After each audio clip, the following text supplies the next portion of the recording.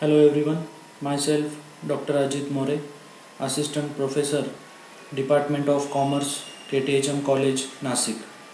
I welcome you all to the class of SYBCom Semester 3rd. I will be teaching you the subject of Business Communication. In this very first lecture, I will give you brief introduction to the 4 chapters which are part of your 3rd semester, and we will begin with the Unit 1, Chapter 1, Introduction to Business Communication. So as I said, this semester you will have 4 chapters. Your first chapter will be Introduction of Business Communication.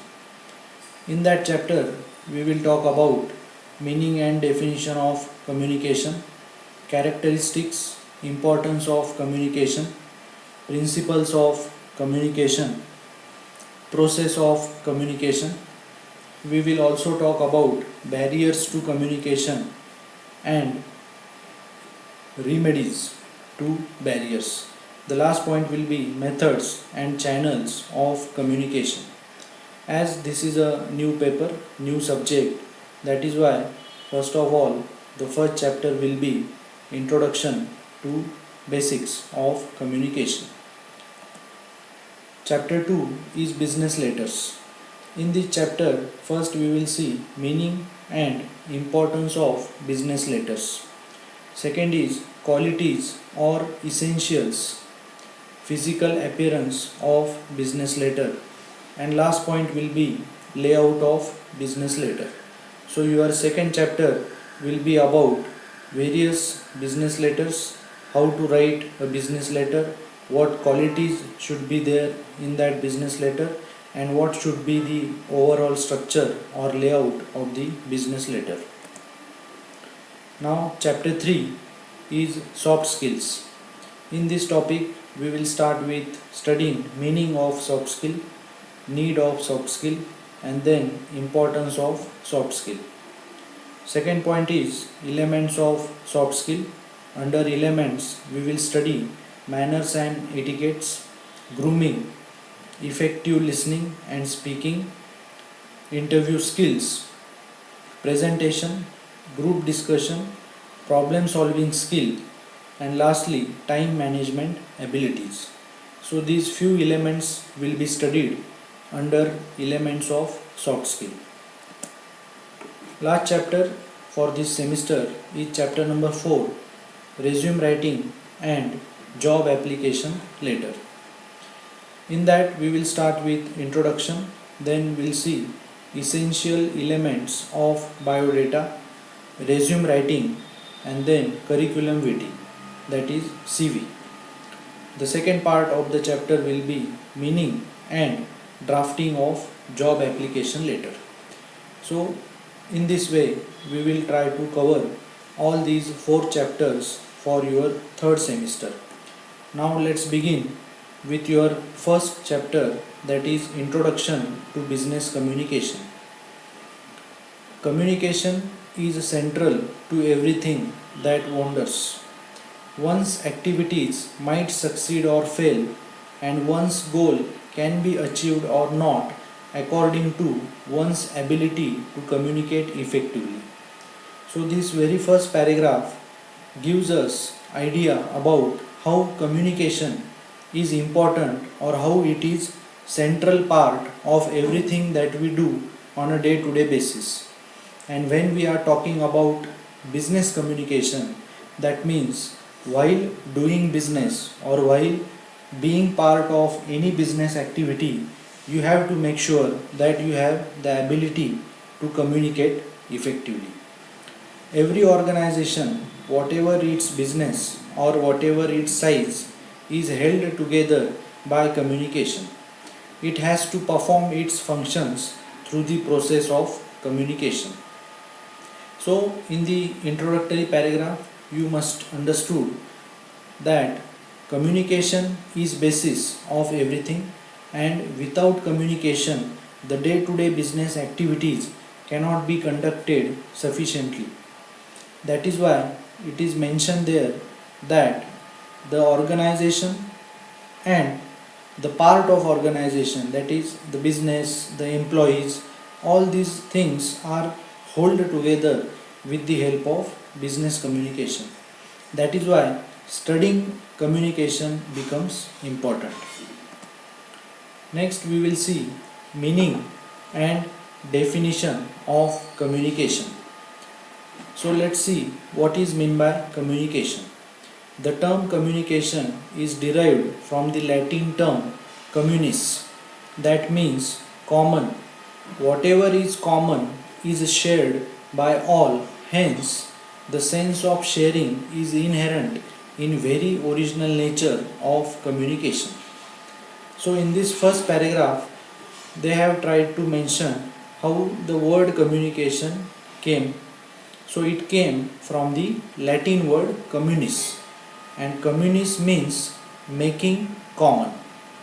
Making common, that is when we share something with others it becomes common.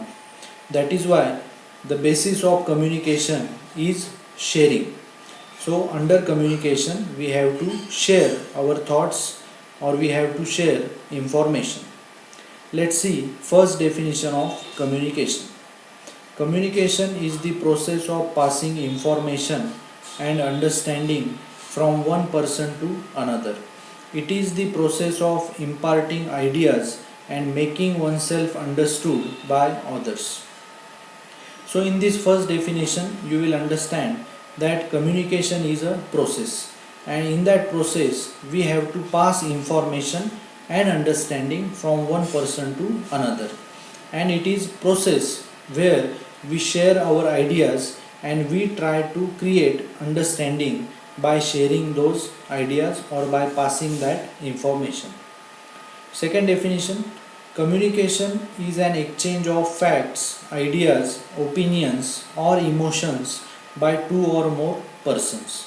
So in this second definition again we can understand here is that under communication the facts, ideas, opinions or emotions, these things are exchanged by one person to the another, or by one person to the group of persons. So here it is clear, that is meaning and definition we have seen. Now we will move ahead to characteristics of communication. So the first characteristic is communication involves at least two persons. Communication involves two persons, that is first a sender and the receiver. The sender is called communicator and the receiver of the message is known as community. A person who speaks, writes or issues some instruction is the sender, and the person to whom the message is given or the message is sent, or the one who receives the message, is the receiver. Second characteristic, exchange of ideas. Communication cannot be thought of in the absence of exchange of ideas. In order to complete the process of communication, there must be an exchange of ideas, orders, feelings, etc. among two or more than two persons. Third characteristic, message is an obligation in communication. A message is the subject matter of communication, that is the content of the letter or speech, order, instructions or suggestions is an obligation. A communication must convey some message. If there is no message, there is no communication. That is why every communication should and must contain some kind of message. Fourth is mutual understanding. Mutual understanding means that the receiver should receive the information in the same spirit with which it is being given. In the process of communication, it is more important to understand the information rather than carry it out. Fifth is continuous process. Communication is an endless process, as is the case with business, where the manager continuously assigns work to his subordinates tries to know the progress of the work and gives directions. Next is the sixth point, communication may be written, oral, or non-verbal. Communication is generally understood as spoken or written words, but in reality, it is more than that. It includes everything that may be used to convey meanings from one person to another. For example, movement of lips or the wink of an eye or the wave of hands may convey more meaning than even written or spoken words. The next point is communication is a two-way process. It involves both information and understanding. Communication is not complete unless the receiver has understood the message properly and his reaction or response is known to the sender. Understanding is the end result of communication, but it does not imply agreement. Next point, primary purpose of communication is to motivate response. As I said, there is no doubt that motivation comes from within, but communicator can also motivate people by good drafting of message, proper timing of communication, etc. To create understanding, communication should be relevant to the situation. It must always be remembered that communication is a means of motivating, not an end itself. The last characteristic is response or feedback. Every communication should contain response or it should have a feedback. The effect, that is reply or reaction of the information transmitted, that is successful or miscommunication is a feedback which is an important characteristic of any communication. So here all these points explain few characteristics relating to communication. Next we will see importance of communication. Communication is essential for management. Communication is an important function in the process of management. With the help of communication, a manager is able to give practical shape to many of the plans and projects, like giving information to others regarding the firm's objectives, planning, coordinating, etc. That is why the first importance is that communication is essential for management. Second, basis of planning. The primary function of management, as you know, is planning, and its success depends on effective communication. Without effective communication, one cannot undertake or one cannot execute any plan. Communication is the only medium to express and transmit all the orders, guidelines, suggestions, and sentiments. That is why for planning, communication is necessary. Next is basis of decision making. Communication helps the top management in taking quick decisions. Authorities will not reach any worthwhile decision in the absence of communication. Crucial decisions are to be taken at every step in a business organization and at different levels of management. That is why, with the help of communication only, proper and right decisions can be taken. Number 4, successful operation of the business. A well developed communication system is necessary for the successful and smooth working of an organization. Communication plays a very useful role in any business enterprise, be it large or small, or be it in the public or private sector. Communication is necessary for successful operation of the business. Number 5, quick decisions and their implementation. Effective communication helps managers to take prompt decision. Different types of information, facts, data, suggestions and complaints are first collected through communication and then disseminated among the different groups of personnel in the organization with the help of communication mediums. Next, increase in employee morale. Objective of the organization are easily transmitted to the employees through effective communication. The system explains to every worker his area of operation, his responsibility, and way to do the work efficiently. Therefore, workers are motivated automatically to take interest in their jobs.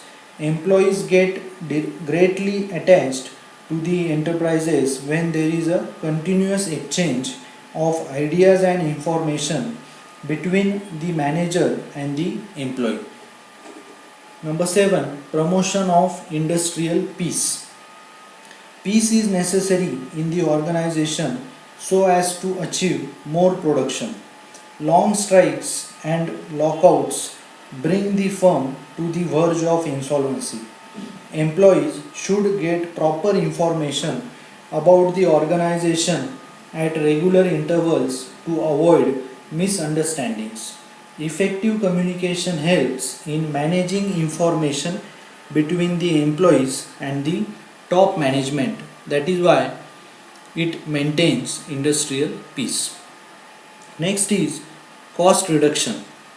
The present competitive world requires an organization to be cost effective for ensuring its success. Effective communication reduces the chances of strike, lockout, and industrial unrest. Mutual dialogue between laborers and the management ensures better work relation. This leads to better utilization of the available resources and reduction in the cost of production. So this is how communication helps to reduce the cost. Next, helps managers in performing managerial role and their functions. As you know, every manager has to perform his duties and responsibility by continuously handling the laborers or workers who are working under him, and this is where he needs good communication skill which will support him to perform his duties and activities. Under that, he will have to perform various management functions like coordination, controlling, staffing, organizing, directing, and by doing proper communication he will be able to perform these functions effectively. Last is training and development. Imparting training and development facilities to employees depends upon how well their superiors communicate with them. Trainers having good communication skills can better train their trainees than those who have poor communication skill. So in this way we can understand how communication is important for the various aspects of every business activity. Thank you.